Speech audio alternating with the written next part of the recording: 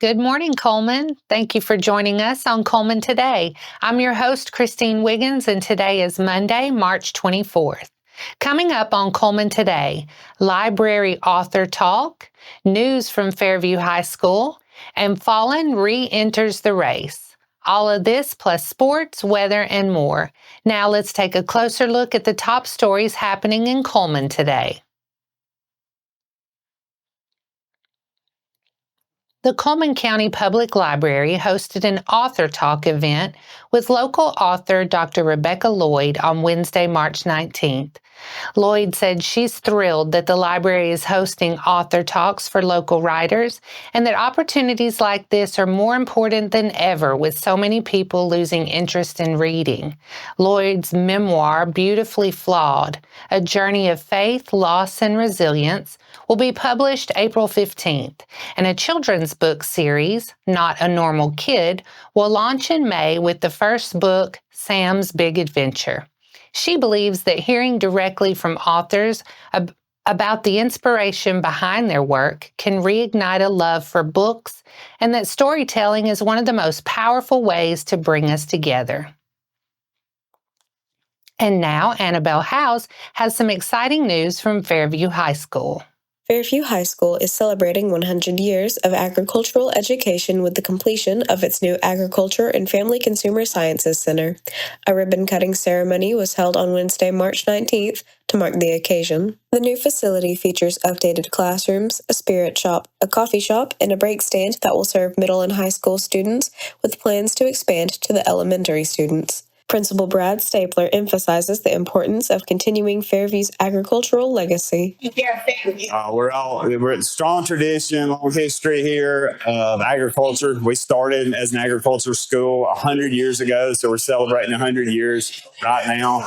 So we know that this will benefit our students. The project was made possible through the support of the central office, school board, and maintenance crews. The facility offers hands-on learning in agriculture and consumer sciences, preparing students with essential life skills and career opportunities. With this new addition, Fairview High School continues its tradition of preparing students for success while honoring its agricultural roots. This has been Annabelle House with Cullman Today. After a pause to make sure he was ready, retired U.S. Army Colonel Don Fallen has re-entered the campaign for the Alabama House District 11 seat, vacated when former Representative Randall Shedd moved to a position in the office of Senator Garland Gudger. Fallen is a Fairview native who graduated from Fairview High School before attending the United States Military Academy at West Point. He first announced his candidacy in early March. Asked about making the move from military life to politics, Fallen says he believes it is a seamless transition. He says not only does he want to serve his district and state, but he wants to stand with veterans, serving with the same energy and integrity that he has served his country for over 3 decades. His interests are to provide transparency in Montgomery, improve quality of life, shrink state government, demand fiscal responsibility, cut taxes, protect local businesses, and protect Alabama values. Fallen has had volunteers going door to door around the area this week and launched a website for those wanting more information. It's www.donfallen.com. And those are the top stories in Cullman today. Coming up, Fairview claims the county baseball championship. Sports is next. Almonds in full bloom in the newest edition of Community Matters from the Cullman Tribune. Discover fresh dining spots, celebrate community connections, and meet local heroes making a real difference. From stunning sights to courtside lights, there's something for everyone to enjoy. Pick up your free copy around town or read it online today. Community Matters. Get to know your community.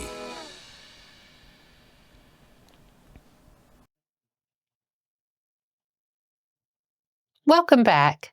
Let's lead off today's sports segment with a look at Saturday's County Baseball Championship game.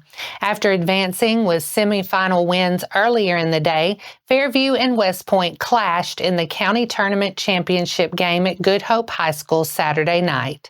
The Aggies took an early lead in the third inning and held off a late push from the Warriors to end West Point's 6-year reign as county champs and claim their first county title since 2017. Both teams combined for just 2 base runners in the first 2 innings, but the Aggies put some runs on the board in the bottom of the third. Colin Nelson singled up the middle, and Lincoln Wright drew a walk to give Fairview a pair of runners. After they both advanced on a wild pitch later in the inning, Camden Cullen punched a 2-run single into center field to plate 2 runs and give the Aggies a 2-0 lead going into the fourth. After a scoreless fourth inning, Fairview added to its lead in the bottom of the fifth. Nick Gregory and Connor Scott each drew walks to reach base, and later in the inning, Gregory came around to score on a wild pitch to stretch the lead to 3-0. West Point applied some pressure in the top of the sixth. Back-to-back singles from Skylar Eccles and Boston Freeman put runners on the corners, and 3 pitches later, an error allowed Eccles to score and cut the lead to 3-1. Another Aggie error allowed Freeman to cross the plate later in the inning and made it a 3-2 game going into the bottom of the sixth. Down to their final 3 outs in the top half of the seventh, the Warriors were unable to put any more runs on the board, and Fairview secured its first county championship in 8 years. Jackson Robertson went the distance on the mound, giving up 0 earned runs, allowing just a hit, and striking out 6 to earn tournament MVP honors. Cullen finished with a pair of hits and RBIs in the win, and Nelson and Scott added hits as well. Freeman, Eccles, Cooper, Howard, and Cade Welburn each posted hits in the loss. And that wraps up sports for today. After the break, we'll bring you 4 stories in under 4 minutes, including Finding Nemo Jr. and a fire truck pull.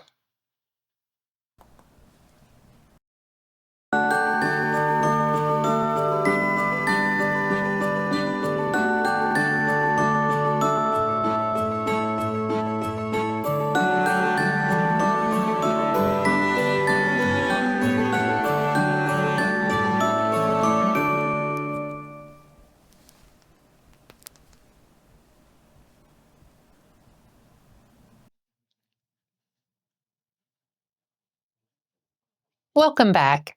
Now it's time to speed things up with a news rundown. 4 stories in under 4 minutes.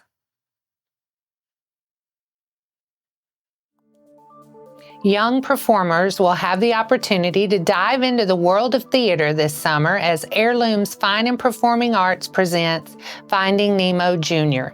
Auditions for the 10-day Performing Arts Camp will take place on April 11th from 5:30 to 8:30 p.m. and April 12th from 9:30 to 12:30 at St. John's Church in Cullman.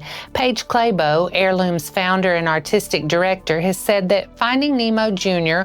will be put on as a 10-day performing arts intensive for students ages 6 to 16, allowing students interested in theater arts to learn all aspects of putting on a show.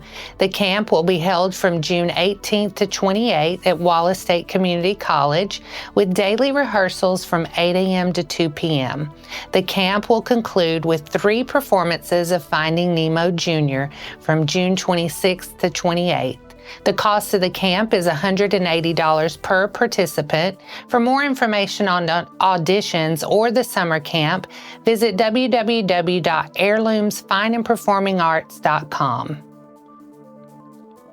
Several local young people were recognized at state livestock shows this month. Irish Keener of Cullman County exhibited the commercial senior breed champion animal in the Junior Livestock Expo Dairy Show March 7th in Montgomery, and was named Senior Showmanship Contest Champion during the Southeastern Livestock Exhibition in Montgomery. Evan Roden of Cullman County exhibited the champion maintainer heifer during the Junior Livestock Expo Beef Breeding Heifer Show on March 15th during the Southeastern Livestock Exposition in Montgomery. Roden also received the $1,000 Randy Owen Exhibitor Scholarship. He received the scholarship for excellence in showing cattle and plans to attend Wallace State before transferring to Auburn University to study agricultural business and economics. Steele Keener of Cullman County exhibited the Junior 5th overall animal at the Junior Livestock Expo Dairy Show, March 7th in Montgomery. It was also the Commercial Junior Breed Champion. Maggie Keener of Cullman County placed 4th in the Junior Showmanship Contest, also held March 7th during the Southeastern Livestock Exposition in Montgomery. Photographer Sherry Brown captured these beautiful forsythia shrubs that frame the farm of Mr. Edward Calvert. He said his late wife Betty referred to the property along County Road 222 in Cullman County as her pretty little valley, and he wanted to share the beauty of these golden blooms for others to see and enjoy. Get ready to unleash your inner superhero at the Victim Services Pulling for Survivors Fire Truck Pull. Mark your calendars for May 3rd from 10 a.m. to 2 p.m. at Wildwater. This is no ordinary event. It's a high-octane challenge where teams of 10 from first responders, local employers, schools, or even your group of friends will pull a fully loaded fire truck over a set distance. Strength, teamwork, and sheer determination will be put to the ultimate test, all while supporting survivors of domestic violence. And guess what? There are bragging rights on the line, plus epic prizes for the fastest pulls, most spirited teams, and top fundraisers. And that's your 4 stories in under 4 minutes. Now for a quick break before we look at the weather ahead and pay our respects with obituaries. I'll be right back after this quick message.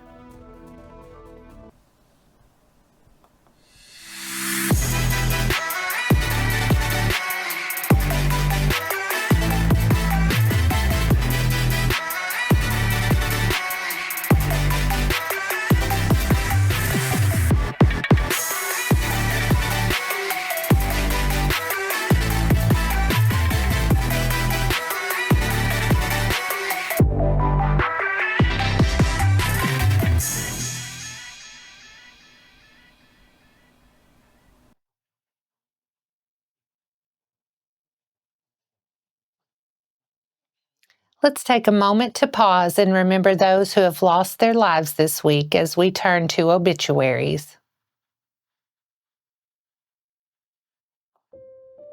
Stephen Dale Quick, age 62 of Cullman, passed away on Thursday, March 20th. Funeral services will be at 2 p.m. Saturday, March 29th at Hanceville Funeral Home Chapel. Burial will follow the service at Welty Cumberland Cemetery. The family will welcome friends for visitation on Saturday at Hanceville Funeral Home from 12 p.m. to 2 p.m.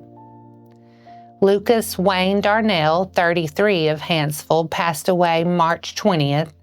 Funeral services will be 12 p.m. Monday, March 24th at Hanceville Funeral Home Chapel. Burial will follow the service at Shelton Grove Cemetery. Visitation was Sunday night.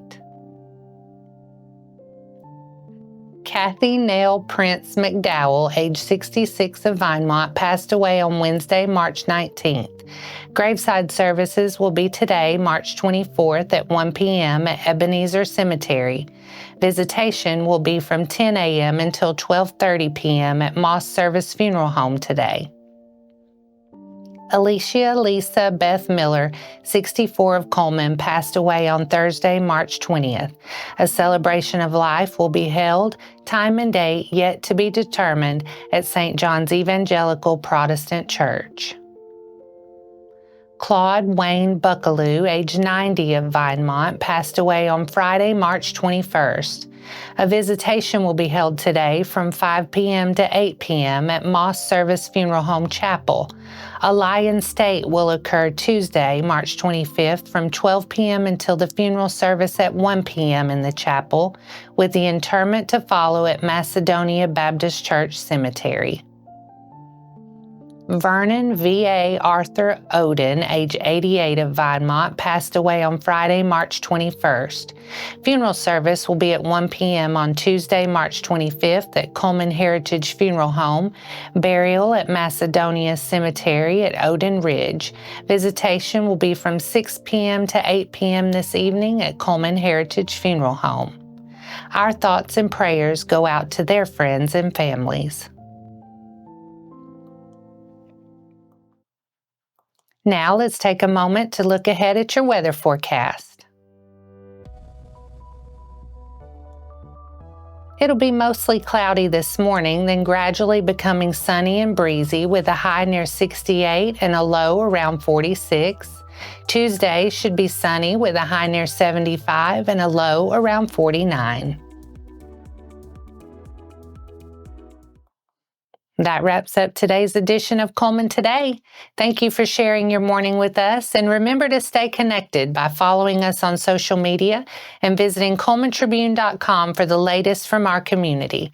We'll see you bright and early tomorrow morning at 6:30 a.m. I'm Christine Wiggins with Cullman Today. Have a magnificent Monday, Cullman.